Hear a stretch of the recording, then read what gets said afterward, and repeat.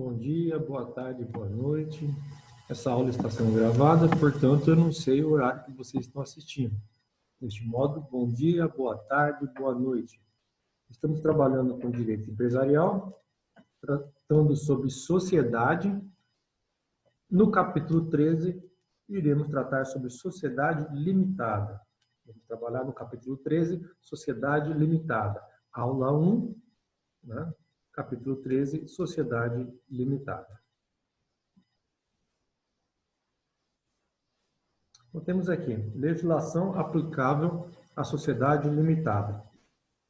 Então, quando trata sobre sociedade limitada, nós temos previsão no Código Civil, entre os artigos 1052 a 1087 do Código Civil.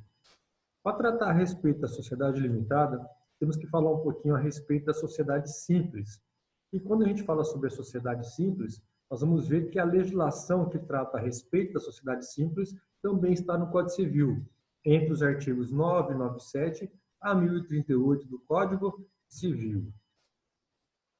Bom, no item 2, nós tratamos aqui sobre sociedade contratual, ou seja, ela não é institucional, porque é formada por um ato constitutivo chamado de contrato social.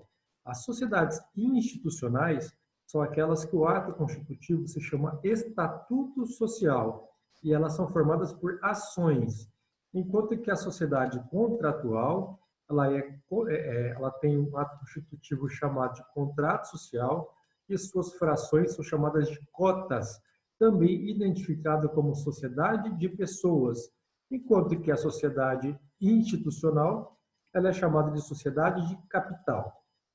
Quando nós tratamos da sociedade contratual, também chamada de não institucional, nós vamos ver que permite maior margem de negociações entre os sócios. Alteração supletiva. Artigo 1053 do Código Civil. Então, aqui é importante trazer um exemplo, né, de uma situação para nós tratarmos a respeito da aplicação supletiva. Então, vejamos.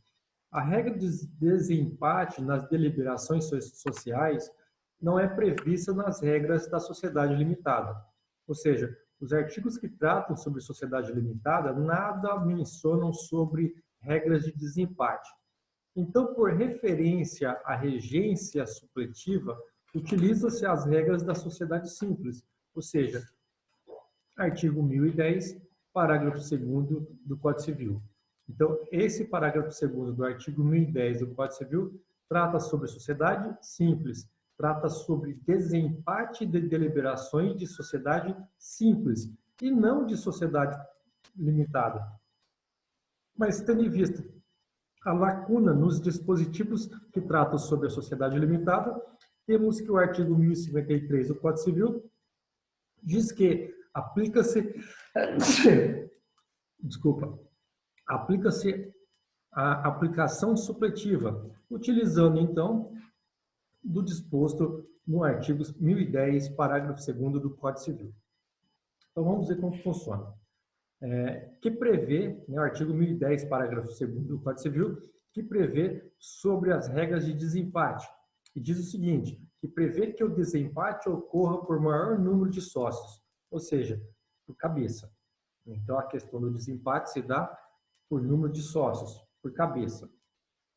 E se persistir o empate, submete-se à decisão judicial. Mas, se optar e prever no contrato a regência supletiva da Lei de Sociedade por Ações, o desempate se dá na forma prevista no artigo 129, parágrafo 2º da Lei 6.404 de 76. Esse dispositivo aqui diz que o desempate se dá da seguinte maneira: que prevê nova assembleia para discutir a questão, a mesma questão, o mesmo assunto, em no mínimo 60 dias. E se persistir o empate, submete-se ao juiz.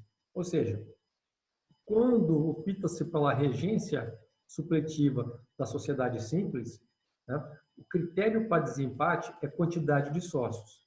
O critério para desempate é quantidade de sócios. Enquanto que, se a sociedade optar pela regência supletiva da Lei de Sociedade por Ações, que é essa lei aqui, Lei de Sociedade por Ações, né, prevê que, em caso de empate, será designada uma nova assembleia para discutir o mesmo assunto, em prazo não inferior a 60 dias. E se novamente houver um empate, se o empate persistir na nova assembleia, daí sim submete-se ao juiz para decisão judicial. Aplicação analógica. Aplicação analógica. Quando a gente fala sobre aplicação analógica, nós vamos ver o artigo 159, parágrafos 3º e 4º da Lei de Sociedade por Ações. E trata também aqui de um exemplo para nós mencionarmos a matéria. Exemplo.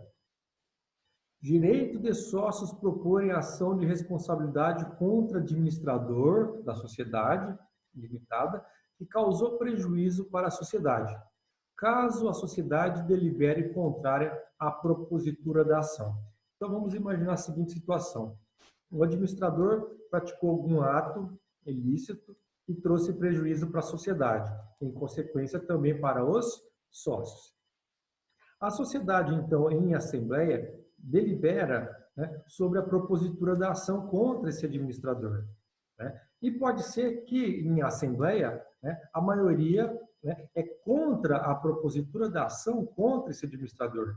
Né? Então, a maioria dos sócios, né, podem votar contrário, né, a maioria dos sócios detentores, a maioria do capital social, ou seja, os sócios majoritários, votam contra a propositura da ação de indenização contra o administrador. Então, temos que, de acordo com essa aplicação analógica do artigo 159, parágrafo 3º e parágrafo 4º, é possível que o sócio, né, promova ação contra esse administrador. Então, veja só, direito de sócios propor ação de responsabilidade contra o administrador que trouxe prejuízo para a sociedade. Então, os sócios, mesmo que minoritários, têm essa alternativa. Então, se nós lemos os artigos do Código Civil que trata a respeito da limitada, nada está expresso. Porém, é possível utilizar a aplicação analógica, utilizando, assim, do artigo criado para tratar sobre sociedades por ações, para resolver esse tipo de questão. Ficando, então, possível, né, que os sócios minoritários proponham a ação de responsabilidade contra o administrador, mesmo quando a sociedade, por maioria, decidiu contra a propositura dessa ação de indenização contra o administrador. Responsabilidade dos sócios.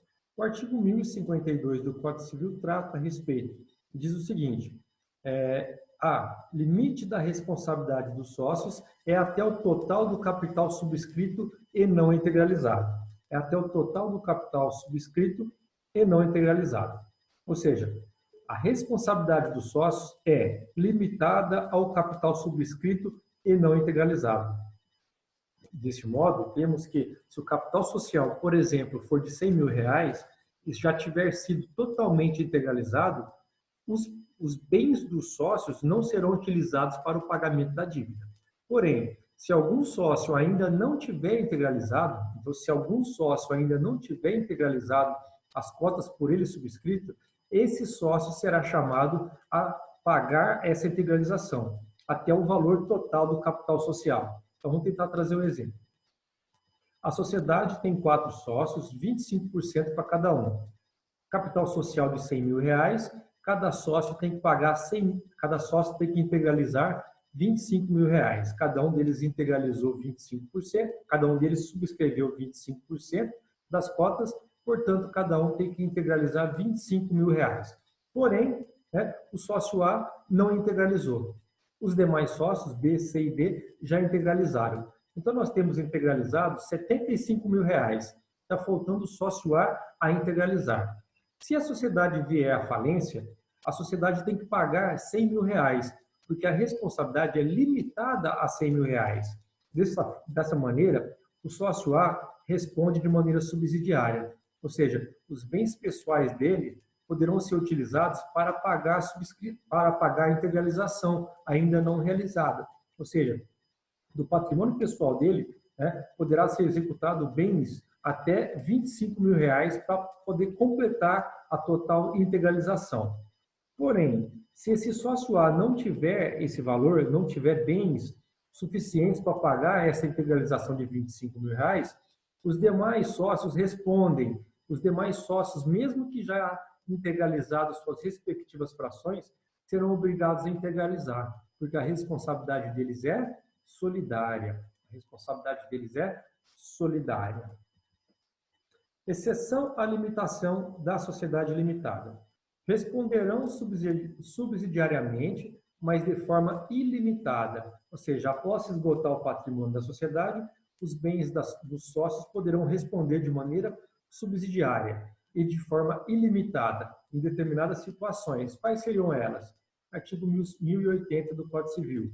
Sócios que deliberarem contrários à lei ou contrários ao contrato social respondem de maneira ilimitada. Os demais sócios devem formalizar a discordância.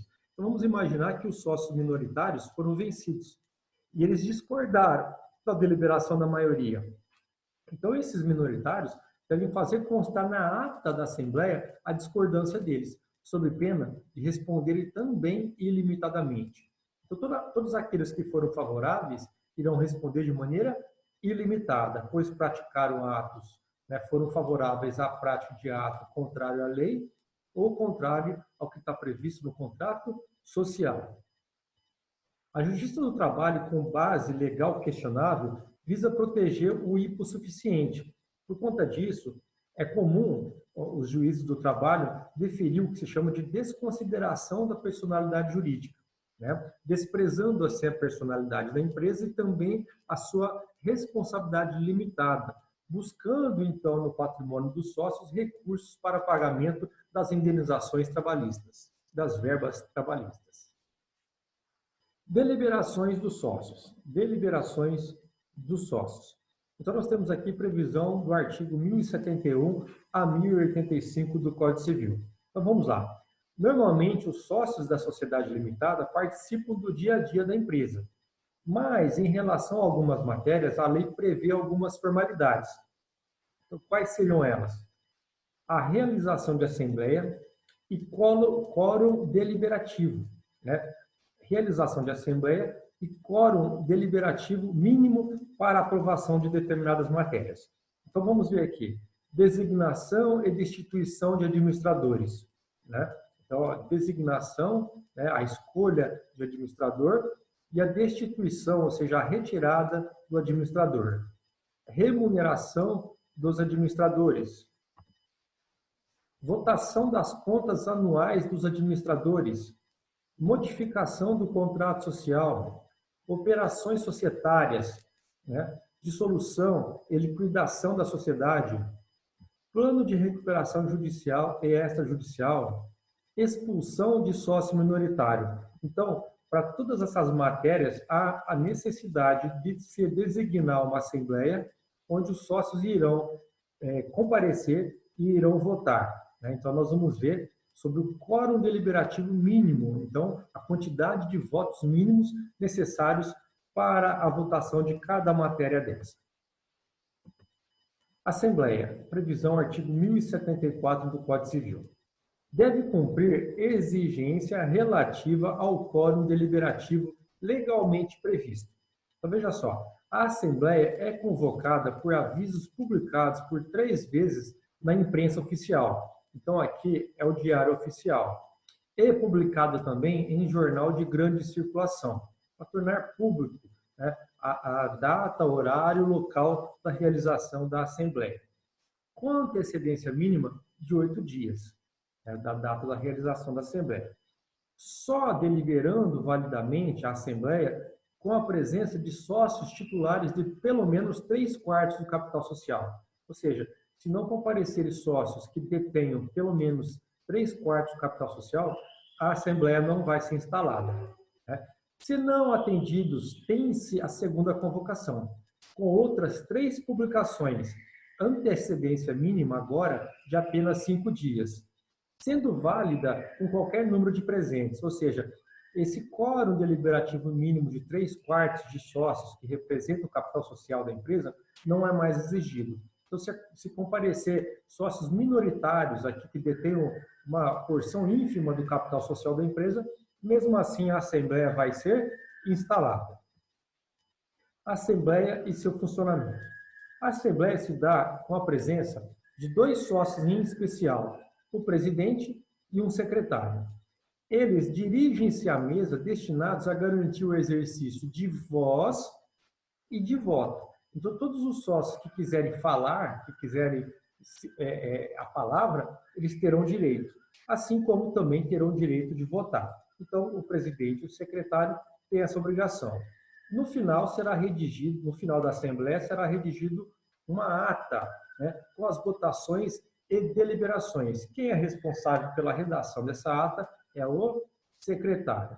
Todos os sócios presentes na Assembleia deverão assinar esse documento que depois deverá ser registrado na Junta Comercial. Assembleia obrigatória. Artigos 1078 e 1069, inciso 3º do Código Civil. A Assembleia obrigatória, né, ela é anual, ocorre anualmente, ela é chamada de ordinária, né, e também é obrigatória. Então, a Assembleia anual, ordinária, obrigatória. Seguintes atribuições.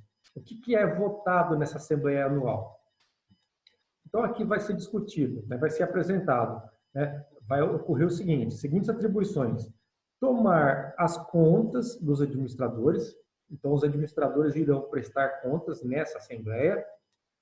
Irão votar os balanços patrimoniais e resultado econômico. Né? Nessa Assembleia irão eleger os administradores. Também serão eleitos os conselheiros fiscais. O Conselho Fiscal é um órgão facultativo, não é obrigatório, mas se tiver na sociedade limitada, será nessa Assembleia obrigatória, nessa Assembleia anual, ordinária, obrigatória, que serão eleitos os conselheiros fiscais. Assembleia, reunião dos sócios. Artigo 1072, parágrafo 1º do Código Civil. Sociedade com até 10 sócios, né? Sociedade com até 10 sócios, as deliberações poderão ser tomadas em reunião e não em assembleia. Sendo o contrato social livre para dispor sobre a periodicidade, ou seja, de quanto e quanto tempo vai ocorrer essa reunião, como forma de convocação, se pode ser feito por carta, por telefone, por e-mail, por mensagem do WhatsApp, enfim, o contrato social pode dizer isso, pode dizer como é que vai ser realizada, se vai ser feita por Skype, se vai ser feita por Google Class, por Zoom, se vai ser presencial, enfim, o contrato social pode mencionar isso também. E o seu registro, né? Como é que vai ser registrado? Como é que vai colher as assinaturas dos sócios? Então, o contrato social vai dispor a respeito disso. Então, nós temos que a Assembleia, o seu tratamento é muito mais simples, aliás, a reunião, o seu tratamento é muito mais simples do que a Assembleia. A Assembleia implica em maior rigor, né, maiores formalidades. Só que, se aplicando as normas da Assembleia nas reuniões, se o contrato social for omisso, né, então só serão aplicadas as normas da Assembleia nas reuniões se o contrato social nada mencionar. Por exemplo, pode prever o contrato que a reunião será convocada por telefone, instalada com qualquer número de sócios, ser substituída a assembleia ou reunião por documentos desde que assinado pelos sócios. Então, tudo isso pode acontecer, né? Então, esses documentos podem ser assinados, inclusive, por dispositivos eletrônicos, né? Assinatura eletrônicas, né? Também pode prever o contrato social essa modalidade de assinatura. Ata deliberativa. A ata da assembleia ou da reunião ou do documento assinado por todos os sócios devem ser arquivados na junta comercial. Então, é necessário que seja encaminhado e arquivado na junta comercial. Quórum deliberativo legal. Então, nós temos aqui artigo 1076, combinado com 1071, 1061, 1085 do Código Civil, que trata a respeito de quórum deliberativo legal. Geralmente, os sócios deliberam por maioria de votos dos sócios presentes na assembleia ou na reunião. Então, votam por maioria, né, por maioria de votos dos sócios presentes na assembleia ou reunião. Então, os votos dos ausentes não são contabilizados, né? Não são contabilizados, são ignorados, né, os votos que teriam aqueles que faltaram à assembleia ou reunião. Então, computados proporcionalmente ao voto das cotas que titularizam. Computados proporcionalmente ao voto das cotas que titularizam. Porém, em certos casos, ser majoritário não é suficiente. Unanimidade para destituir administrador sócio nomeado no contrato social, se não previsto nesse um quórum diverso, maior ou menor. Então, veja só, para destituir o administrador sócio nomeado, depende da unanimidade, então todos devem ser favoráveis. Mas o contrato social pode ter uma cláusula prevendo um quórum deliberativo maior ou até mesmo menor. Unanimidade também para designar administrador não sócio, se o capital social não está totalmente integralizado. Unanimidade para designar administrador não sócio, se o capital social não está totalmente integralizado. Então, se o capital ainda não está totalmente integralizado, para nomear-se um administrador não sócio, depende da concordância unânime, 100% dos sócios. Unanimidade para dissolver a sociedade com prazo determinado. Então, se tem um contrato social estabelecido, o prazo de duração da sociedade, somente a vontade unânime dos sócios pode pôr fim à atividade empresarial. 3/4 do capital social para modificação do contrato social, salvo nas matérias sujeitas a quórum diferente. Então, 3/4 do capital social para modificação do contrato social, salvo nas matérias sujeitas a quórum diferente desse. 3/4 do capital social para aprovar incorporação, fusão, dissolução e levantamento da liquidação. 2/3 do capital social para designar administrador não sócio, se o capital social está totalmente integralizado. Mais da metade do capital social, ou seja, mais de 50%, para designar administrador em ato separado do contrato social.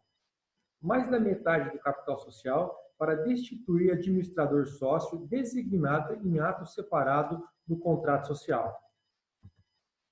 Mais da metade do capital social para destituir administrador não sócio. Mais da metade do capital social para expulsar sócio minoritário, se permitido no contrato social. Mais da metade do capital social para dissolver a sociedade contratada por prazo indeterminado. Mais da metade dos presentes à assembleia ou reunião para aprovação das contas dos administradores, nomeação e destituição dos liquidantes e julgamento de suas contas. Então, nós vimos a respeito do quórum deliberativo. Então, o contrato social pode prever quórum deliberativo diferente, maior, ou menor, mais rigoroso ou menos rigoroso do que está previsto na lei. Sociedade limitada. Então, temos aqui que a sociedade limitada ela pode ser ME e EPP, certo? Então, as empresas, microempresas e empresas de pequeno porte, elas podem ter a responsabilidade limitada, certo? Então, a limitação da responsabilidade não é privilégio só das grandes empresas. Então, a microempresa e empresas de pequeno porte também podem ter a responsabilidade limitada.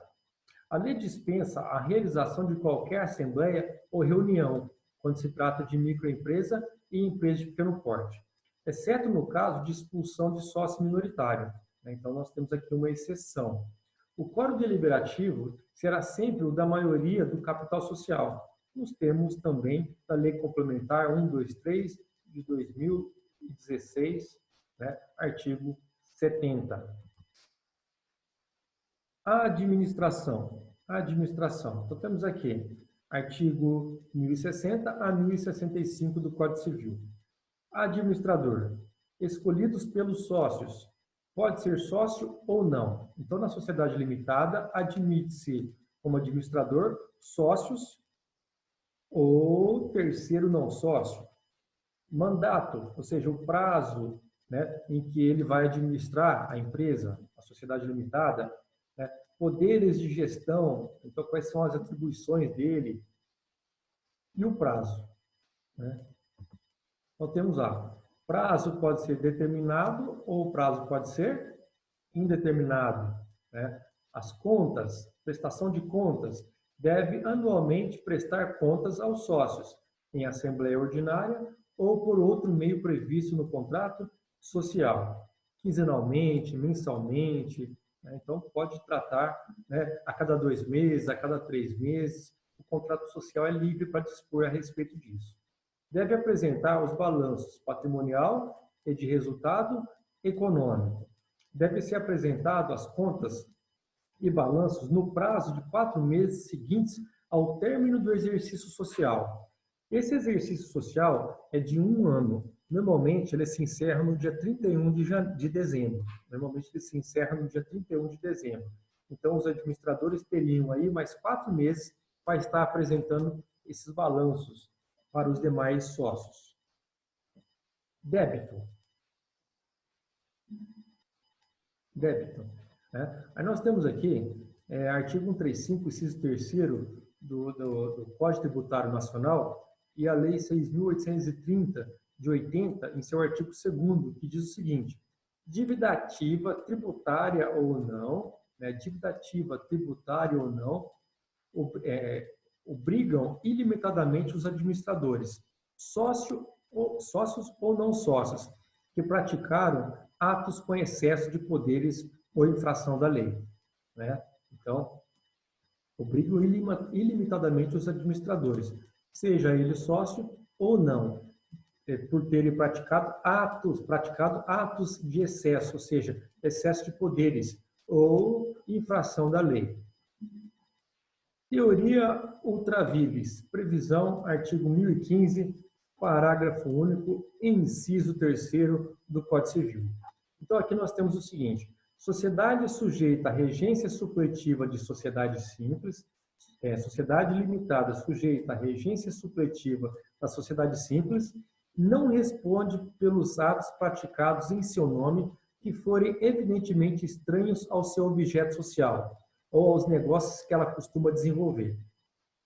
Então, o objeto social é o ramo de atividade exercido pela empresa. O que a empresa faz? Importação, exportação, né? Indústria, comércio, prestação de serviço. É a atividade que a empresa costuma desenvolver.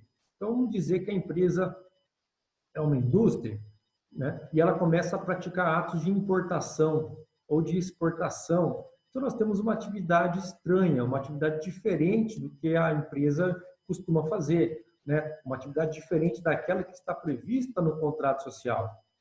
Então, quando essa empresa pratica esses atos diferentes, esses atos estranhos ao seu objeto social e causa algum tipo de dano, causa algum tipo de prejuízo, a sociedade não responde pelos atos, né, praticados em seu nome, por conta de que esses atos são estranhos ao seu objeto social ou aos seus negócios que ela costuma desenvolver. Mas isso se ela adotou a regência supletiva da sociedade simples. Então, a sociedade não responde. Por outro lado, a sociedade sujeita à regência supletiva da sociedade por ações, ela responde pelos atos praticados em seu nome que forem evidentemente estranhos a seu objeto social ou aos negócios que ela costuma desenvolver. Ou seja, se ela praticou uma atividade diferente do que ela costuma desenvolver ou diferente do que está previsto no contrato social, aqui a sociedade responde.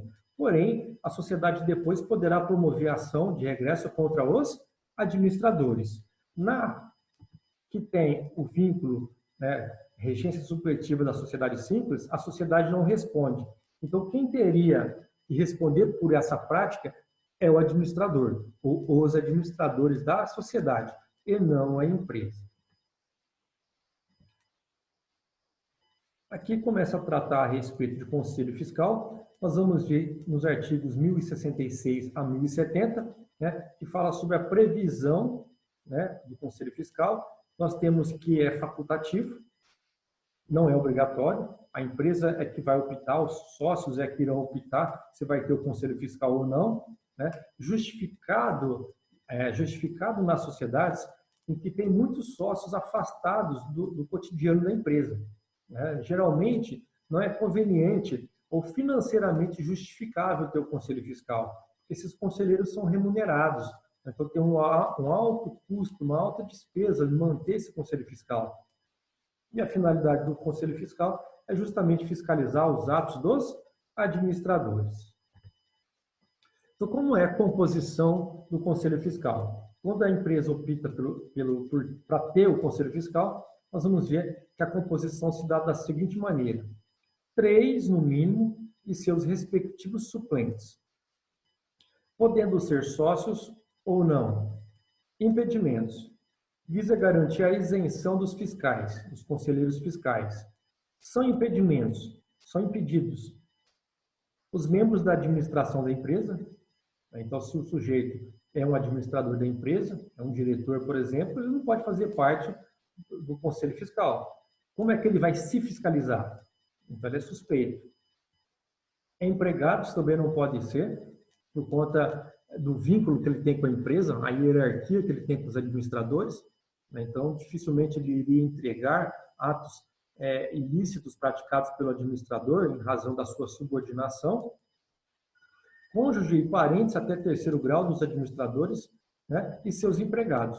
Eles também não podem fazer parte do Conselho Fiscal. Escolha: voto da maioria dos sócios presentes na Assembleia ou reunião anual. Mas dissidentes têm direito de um fiscal, se esse é o suplente, se tiverem pelo menos 1/5 do capital social. Então, se um sócio é dissidente, não conseguiu eleger o conselheiro fiscal que ele gostaria, se ele detiver pelo menos 1/5 do capital social, ele pode eleger um outro conselheiro. Ou seja, então nós temos 3 conselheiros, né, tem o mínimo 3 conselheiros eleitos pelos majoritários, e mais um outro conselheiro, ou seja, vão ficar com 4 conselheiros então. Então esse sócio dissidente, esse sócio minoritário, ele pode escolher um quarto fiscal e seu respectivo suplente.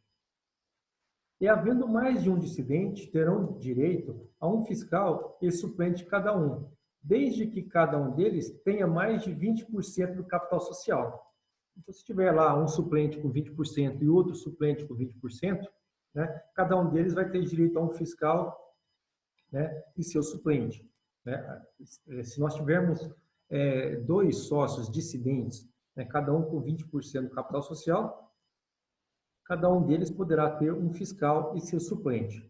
Então, teríamos 5 fiscais, 3 eleitos pelos majoritários e outros 2 eleitos pelos minoritários. Observação: se 2 ou mais possuírem juntos 20% do capital social, poderão eleger um fiscal e seu suplente. Funções do Conselho Fiscal. Como o próprio nome já diz, o Conselho Fiscal tem a finalidade de fiscalizar os atos praticados pelos administradores. Então, a finalidade deles é fiscalizar os atos praticados pelos administradores. Aqui no item 14, nós vamos deixar para a próxima aula.